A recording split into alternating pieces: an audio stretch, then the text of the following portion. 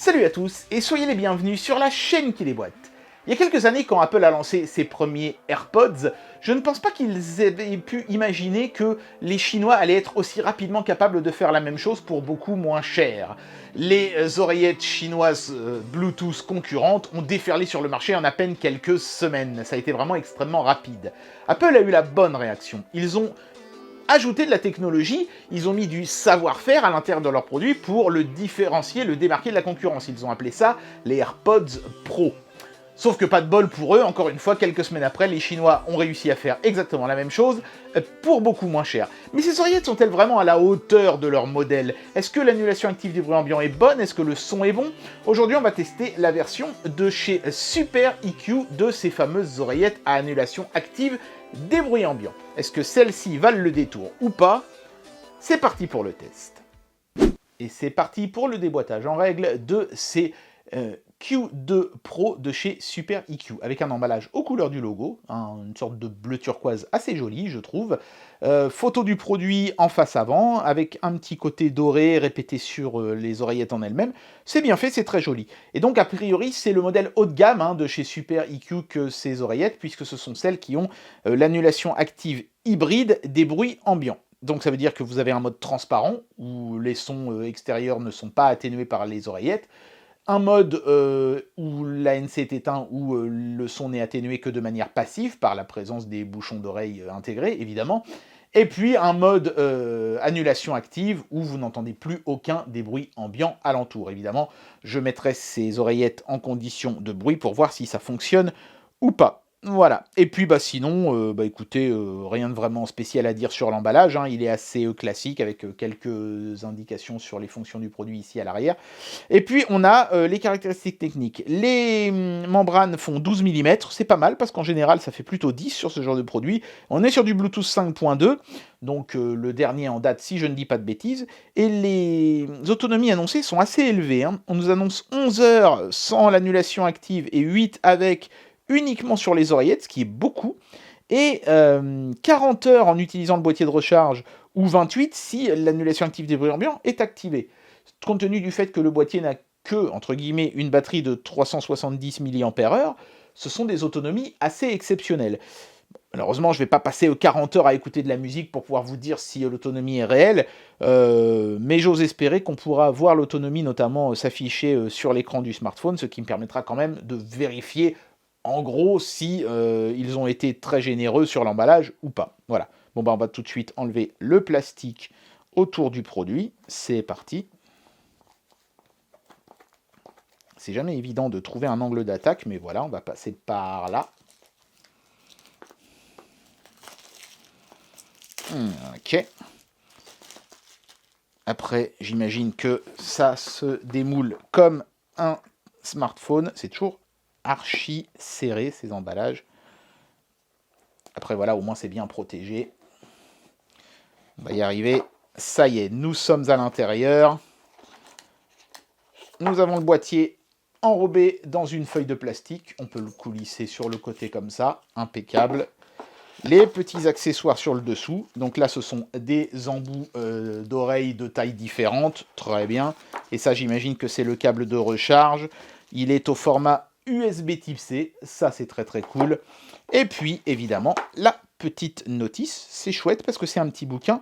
Par contre, ce qui est dommage, c'est qu'il n'y a pas le français. Il y a seulement l'anglais, l'allemand et le chinois. Donc voilà, il faudra lire la notice en allemand ou en anglais. Moi, je vais la lire plutôt en anglais.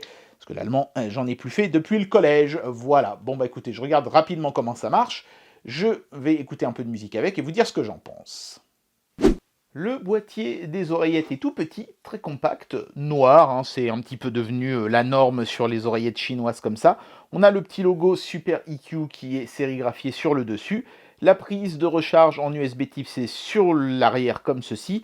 En dessous, on a quelques petites caractéristiques techniques, notamment les caractéristiques électriques de la batterie. Et puis, alors quand on ouvre le boîtier, on voit l'autonomie qui s'affiche ici, l'autonomie restante, avec des petites LED qui sont multicolores. On a du blanc et du bleu. Voilà, donc par exemple, le bleu qui clignote comme ça indique que les oreillettes sont en train de charger, donc celle de gauche et celle de droite. Les oreillettes se placent comme ça, avec un petit angle de chaque côté. Et il est marqué gauche et droite. Au moins sur ce boîtier chinois, ils n'ont pas inversé parce que par exemple, souvenez-vous, les Pamou Slide, il fallait mettre l'oreillette gauche à droite et l'oreillette droite à gauche, c'était pas très intuitif. Là, c'est pas le cas, elles se mettent bien du bon côté chacune. Et les oreillettes en elles-mêmes sont, ma foi, plutôt épaisses. Et je pense que c'est grâce à ça qu'elles ont une très bonne autonomie.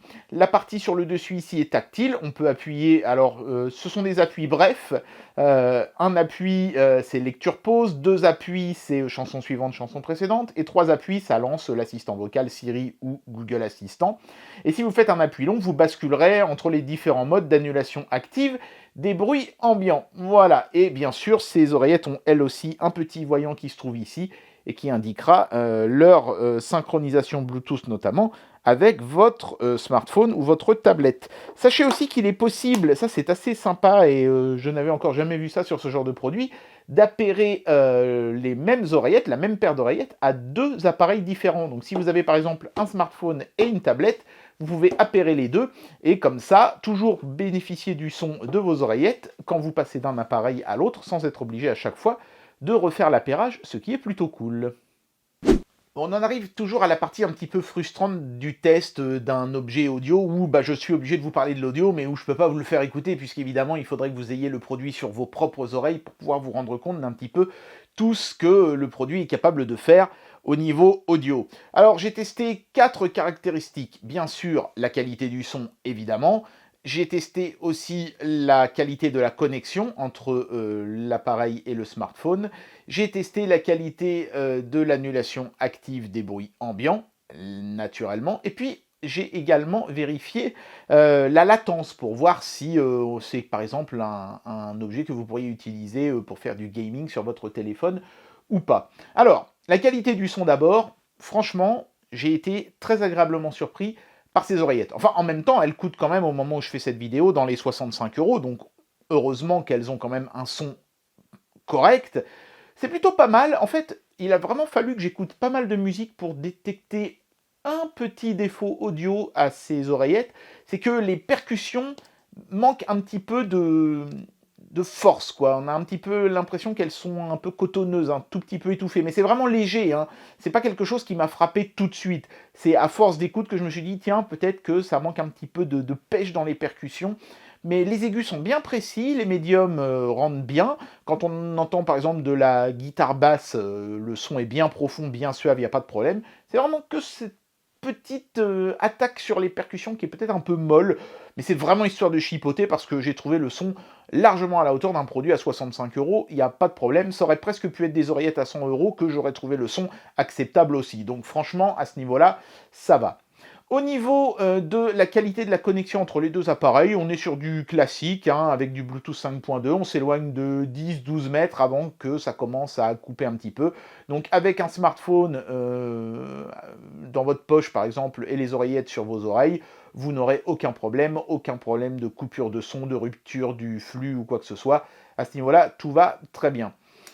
En termes d'annulation active des bruits ambiants, là encore j'ai été plutôt agréablement surpris. Le mode transparent, nickel, on entend vraiment les sons comme si on n'avait pas d'oreillette du tout sur les oreilles. En passif, on n'a rien de particulier à dire évidemment. Et en actif, le son est plutôt bien annulé, même si je n'entendais plus du tout les sons extérieurs, mais par contre, il y avait un très léger petit souffle qui venait se substituer, je pense, au son, et ça c'est peut-être parce que le calibrage ou l'algorithme n'est pas totalement au point, et du coup, l'onde d'annulation des bruits ambiants est peut-être un petit peu trop forte ou un petit peu trop faible, et on entend ce léger petit bruit de fond. Mais en fait, ce qui est bien fait, c'est que dès qu'on commence à écouter de la musique ou autre, ce bruit de fond est tellement faible, c'est vraiment seulement dans les silences que vous allez l'entendre. Quand vous allez écouter de la musique ou regarder un film, vous l'oublierez totalement parce qu'il est imperceptible. C'est vraiment seulement dans les moments de calme total que vous direz, tiens, il y a un petit bruit de fond qui est lié certainement à l'annulation active des bruits ambiants. Si ça ne vous plaît pas, vous désactivez cette annulation active des bruits ambiants et vous n'avez plus aucun problème. Il n'y a aucun souffle dans la transmission entre les oreillettes et mon appareil tant que j'active pas l'annulation active des bruits ambiants. Et ça, toutes les oreillettes Bluetooth chinoises, même celles qui ont de l'annulation active des bruits ambiants, ne peuvent pas en dire autant. Parfois, il y a du souffle, même quand on écoute de la musique sans activer l'ANC. Reste l'autonomie. Alors là, évidemment, comme je vous le disais, hein, c'est pas évident de vous montrer, de tester une autonomie qui est aussi gargantuesque, à part si je teste le produit sur des périodes très longues, et malheureusement, c'est pas possible. Mais après avoir écouté pendant plus d'un quart d'heure, je dirais pas loin de 20 minutes même, de la musique sur ces oreillettes, l'autonomie indiquée par le smartphone était toujours de 100%. Donc je pense que oui, effectivement, ces oreillettes ont une très bonne autonomie. Peut-être pas exactement aussi bonne que celle qui est annoncée sur la boîte, mais on ne doit pas être loin derrière. En tout cas, ça ne se vide pas, ça ne fond pas comme beurre au soleil. L'autonomie a l'air quand même extrêmement convenable. Voici ce que donne un enregistrement de ma voix avec le micro intégré dans ces oreillettes. Je suis à côté de mon PC gamer, comme ça il y a un petit peu de souffle, ça permettra de voir si le micro est capable d'ignorer ce genre de bruit-là ou pas. Voilà, mais comme ça de prime abord, voilà ce que ça donne. Eh bien voilà, j'en arrive à la conclusion de cette vidéo et je vais vous donner mon avis sur ce produit. Franchement, ce produit, il est pas mal du tout. Il est le résultat en fait d'une concurrence que je trouve plutôt saine, non seulement entre les constructeurs chinois et Apple bien sûr, mais aussi et surtout entre les constructeurs chinois entre eux. Parce que c'est pas compliqué pour un constructeur chinois d'être moins cher qu'Apple, qui prend une marge très confortable. Mais c'est déjà beaucoup plus compliqué pour un constructeur d'être compétitif avec un autre constructeur chinois, qui lui aussi évidemment est en mesure de casser les prix. C'est pour ça que prochainement je vais tester un autre modèle d'oreillette comme ça ANC, cette fois-ci d'une marque que vous connaissez certainement et qui s'appelle Ugreen. Voilà, restez connectés à la chaîne pour ne pas louper ce test-là également. Mais ces oreillettes-là en elles-mêmes sont convaincantes, hein. Elles coûtent quand même plus de 60 €, donc j'ai envie de dire heureusement, mais il n'y a pas de gros défauts à déplorer. On n'est pas dans la perfection, c'est clair que on est quand même moins bon que sur des oreillettes chinoises à 100 € que j'ai pu tester, comme celle de chez Pamou par exemple. Là, par exemple, quand on met l'ANC, on entend un léger petit souffle, les percussions sont un tout petit peu, manquent un petit peu d'attaque, c'est des petites choses, hein, c'est rien qui soit un deal breaker, mais des petites choses un tout petit peu contrariantes qui font que, bah voilà, on comprend pourquoi ces enceintes ne coûtent pas 100 €. Mais finalement, bah du coup, au prix auquel elles sont vendues, c'est un très bon rapport qualité-prix. Au moment où je fais cette vidéo, elles sont à 65 €. Celles de chez Ugreen seront 5 € moins chères, je crois. Donc on verra si elles seront à la hauteur de celles-ci. Mais celles-ci sont déjà, je pense, une référence qu'on peut recommander pour quelqu'un qui a un budget inférieur à 70 €. Clairement. Et bien voilà, c'était le test de ces oreillettes Bluetooth de chez Super EQ. Ça fait plaisir de voir que même les petits budgets désormais peuvent s'offrir une annulation active des bruits ambiants qui est ma foi plutôt convaincante dans un produit qui m'a plutôt globalement satisfait. J'espère que cette vidéo vous aura plu et moi je vous dis à très bientôt pour un prochain test. Allez, tchuss!